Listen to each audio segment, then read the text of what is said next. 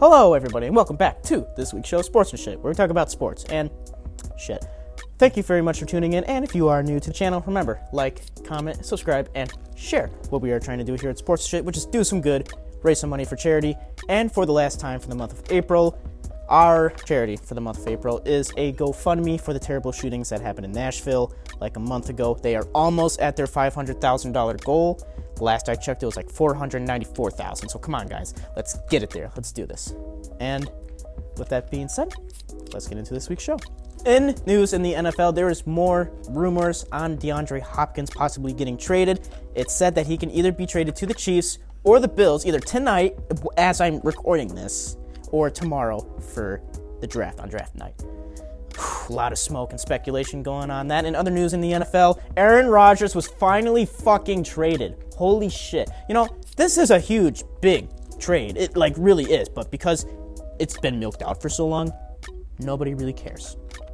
Unless you're a Jets fan and you won't shut up about it, which they won't. So, and also in more important news, wide receiver John Mechie of the Houston Texans returned to the team today for workouts and practice and training after missing his rookie season battling leukemia. That's just such an incredible comeback story, and you just absolutely love to see that for him. In news for baseball, my Blue Jays have been having a pretty solid last week. They won their series against the Yankees last week, and as today, while I'm recording it, they just beat the Chicago White Sox 8-0. Yeah, that's pretty all right. Obviously, we still have a lot more games to play and win, and we need to get our record up, so let's fucking go, Blue Jays. And in other news, the Pirates and Brian Reynolds reached an 8-year, $106 million extension. Good for him.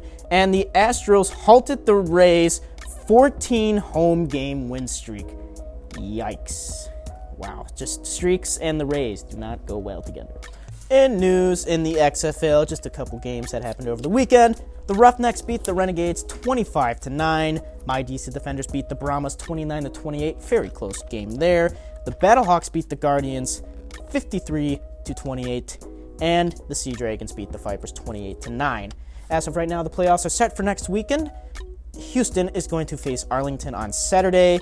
And my Defenders will be facing the Seattle Sea Dragons on Sunday, my birthday. I'll be looking very forward to watching that. But fans are upset about the playoffs because the Battlehawks were 7-3 and they did not get in, while the Arlington Renegades were 4-6 and got in.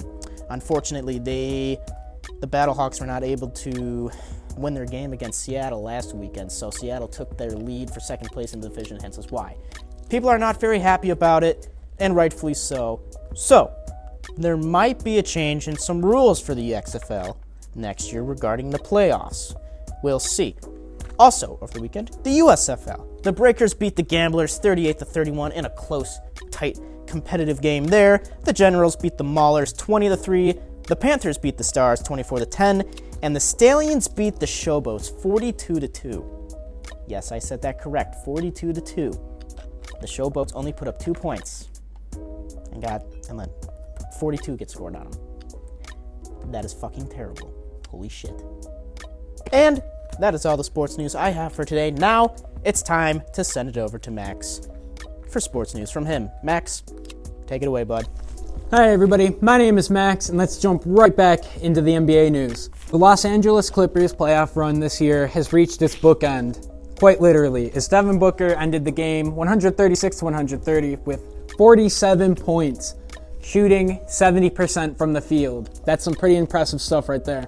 Another top storyline for this week in the NBA playoffs are some of the top seeds in trouble.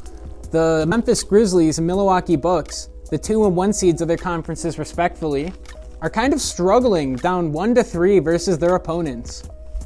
The number 1 seed Milwaukee Bucks find themselves down to the number 8 seed Miami Heat in the Eastern Conference, 3-1. I don't know anyone else saw this coming, but I certainly didn't. Jimmy Butler had one of the biggest I'm him playoff performances in history with dropping 56 points. That ranks 3rd all time. I don't care. He's old. I poke bears. I don't respect no one till they drop 40 on me. These are all quotes by Memphis Grizzlies player Dylan Brooks. But let's look what happened since he said that. He's went 7-2-0 and fouled out, and went 11-5-4 and gave up the game-winning shot to LeBron James, the one he was, of course, mocking.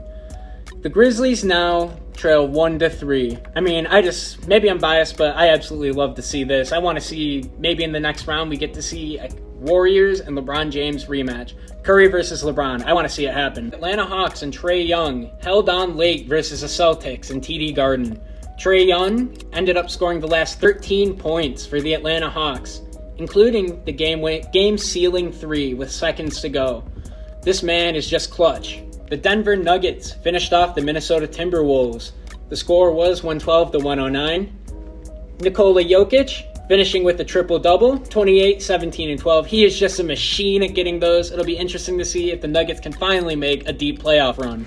In a very shocking upset, the Cleveland Cavaliers actually trail the New York Knicks 1-3. I certainly didn't see this coming, as the Cavs had one of the top defenses coming into this, and their offense just hasn't been cutting it. Very underwhelmed with their performance. And just to finish off with the NHL playoffs, the first round, I'll just go through the series very quickly. The Boston Bruins lead the Florida Panthers 3-1. The Toronto Maple Leafs lead the Tampa Bay Lightning 3-1. The Carolina Hurricanes lead the New York Islanders 3-1. The New Jersey Devils and New York Rangers are tied 2 apiece. The Colorado Avalanche and the Seattle Kraken are tied 2 apiece. The Dallas Stars lead the Minnesota Wild 3-2. The Las Vegas Golden Knights lead the Winnipeg Jets 3-1.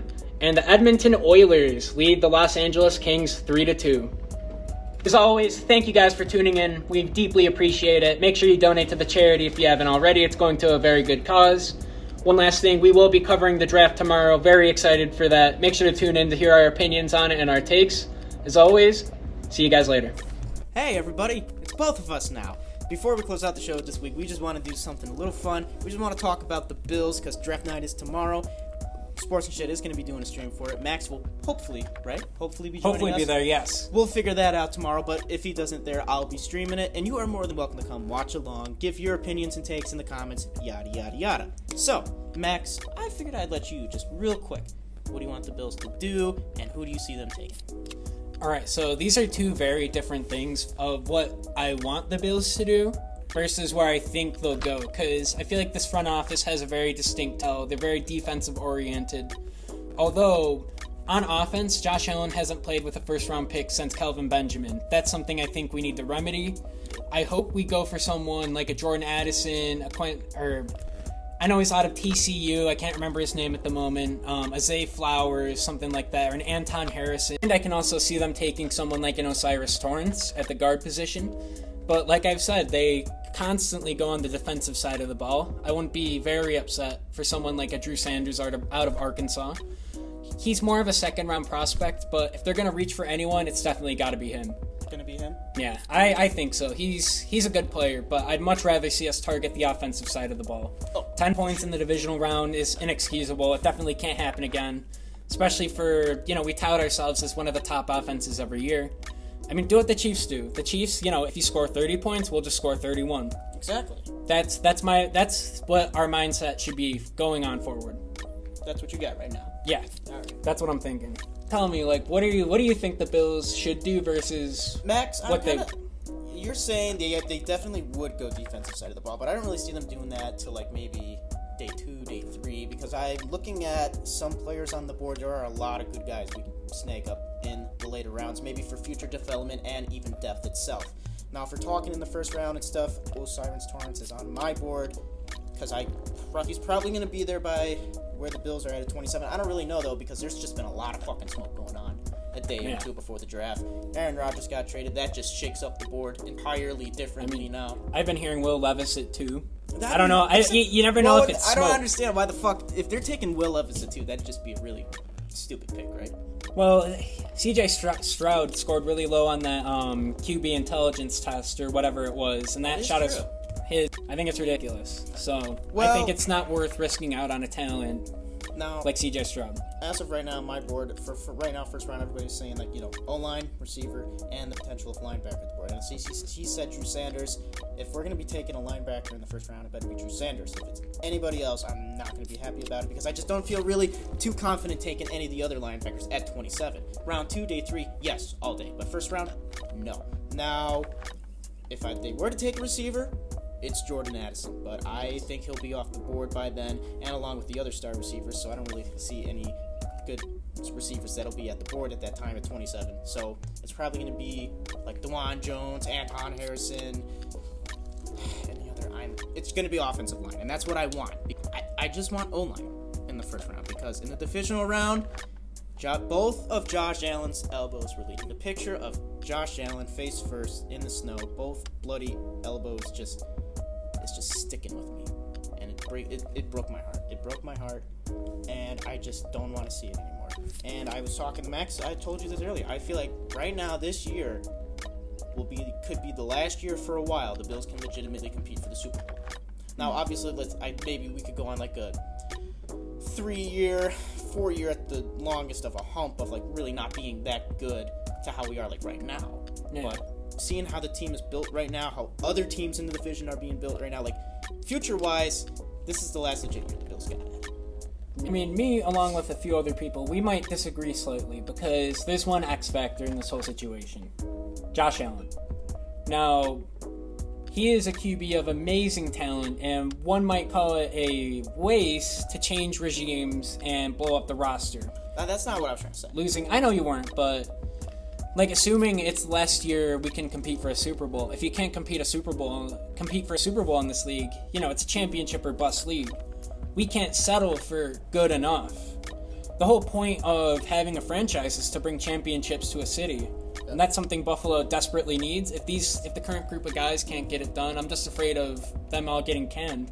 But something you said could come true, because if the Bills continue not drafting very well, I mean, looking at the past couple picks, the only players that have been very well off have been Deion Dawkins, Josh Allen, Matt Milano, Tre'Davious White, and Gabe Davis to some degree. The Bills have the worst rate in the league at re-signing first-rounders. This just can't continue, because especially when you get these bigger contracts on these better teams, you have to start hitting on these draft picks. It's the only way we can keep bringing talent in consistently. But this organization's insistence, and this McDermott and Bean's insistence on keeping subpar players like Bobby Hart, like Isaiah McKenzie, like Cody Ford, their obsessions with these bad contracts, it's just weighing the team down. We can't really take many more of those, because soon enough the Jets are catching up with us and the Dolphins are catching up with us. Yeah, Patriots are done. It's pretty funny. Well, yeah, they're fucking done. So fuck. Patriots are done. That is true. Whether they're obviously we can look at them and be like, no, they're not going to be Super Bowl teams and they're not going to win the division, but they are going to be competitive because, like you said, we took games to Miami and the Jets last year. We can't do that now with Aaron Rodgers, and if Tua comes back and he is healthy and he's not totally ruined, we hope he's not. Because if that franchise fucking ruined him, we're going to go down to Miami and raise hell. Yeah, totally. But either way, so that's your take on the draft. That's how you're feeling going into. Yeah, I mean, I don't really trust their drafting ability, but I'm just hoping this is the most important draft in years. So they have to knock this out of the park, and I'm just hoping they do it. I wouldn't say we're not gonna get anything too phenomenal, but I feel like we'll get enough. We need a few quality starters. Would be really nice. I think that's exactly what we're gonna get out of this draft too. So that was a great take, Max. Thank you. Yeah, no problem. And that concludes this week's show. Thank you very much for tuning in. If you did, remember, like, comment, subscribe, and share what we're trying to do. Also, me and Max will, as we talked about it just a minute ago, we are going to be streaming the draft tomorrow. As of right now, Max should be there. He may not be.